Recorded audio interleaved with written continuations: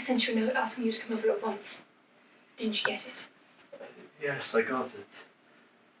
Well, why didn't you come? I've been waiting. I'm afraid it wasn't very convenient for me to come over this morning. Can I have a cigarette, please? Yes, of course.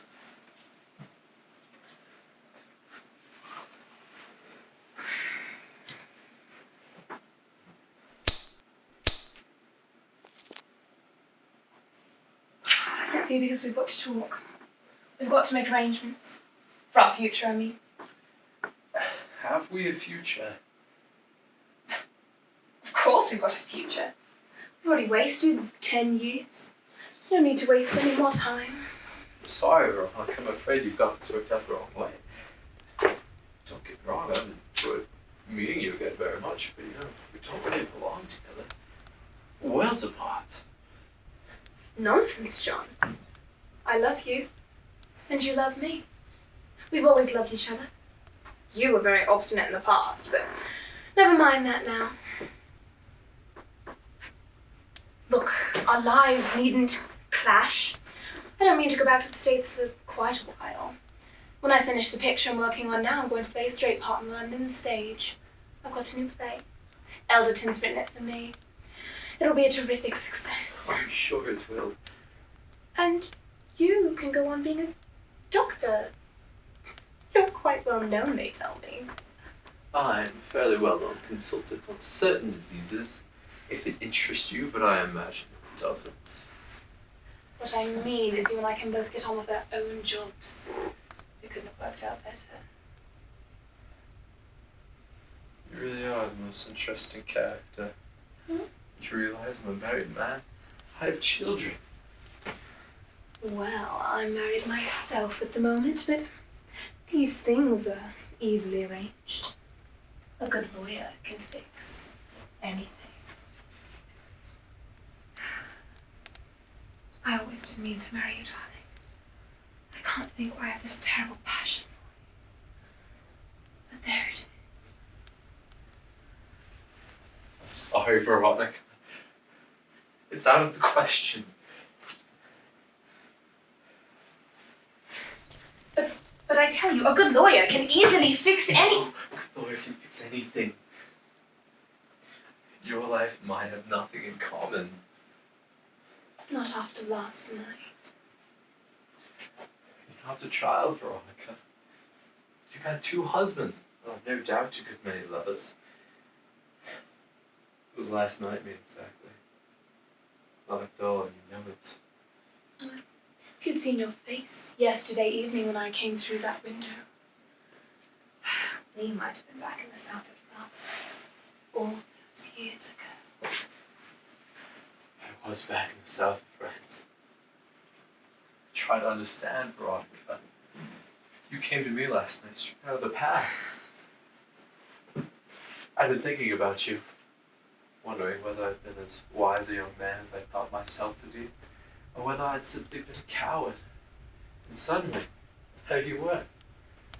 Like a dream come to life.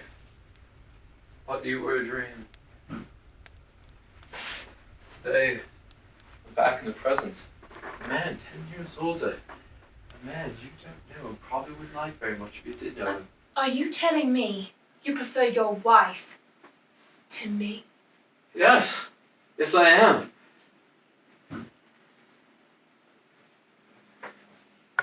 I suddenly realized how much fonder I am of her than I knew. When I came back to this house last night, during the early hours of the morning, I suddenly realized how stupidly I risked losing everything in the world I need.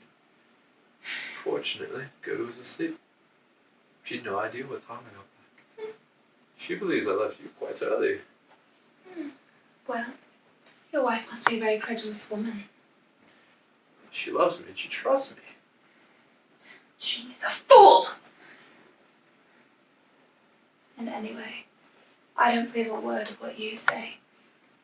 You love me. I'm sorry, Veronica. You don't love me? I have been perfectly frank with you. You're a very beautiful and very seductive woman, Veronica, but I don't love you.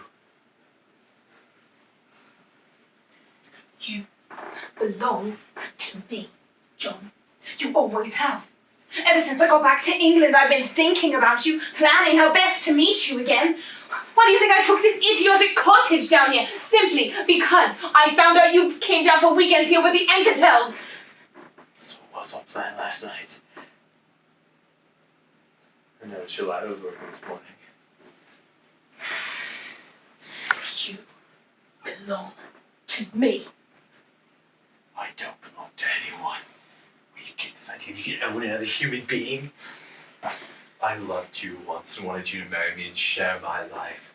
You wouldn't. My life and my career were much more important than yours. Anyone can be a doctor. Are you really quite as important as you think you are?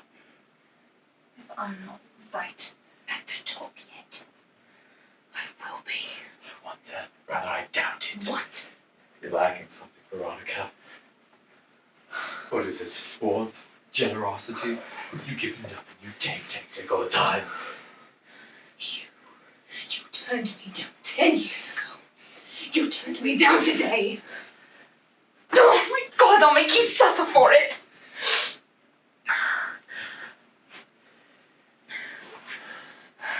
I'm sorry if I've hurt you. Veronica, you're very lovely, my dear. I once cared for you very much. Can't we just leave it at that? No! You be careful of yourself, John Christo. I hate you more than I ever thought was possible to hate anyone. And don't fool yourself that I believe you're turning me down for your wife. It's that other woman. What other woman? The woman that came through that door last night and stood looking at you. If I can't have you, no one else shall have you, John. Ugh, understand that.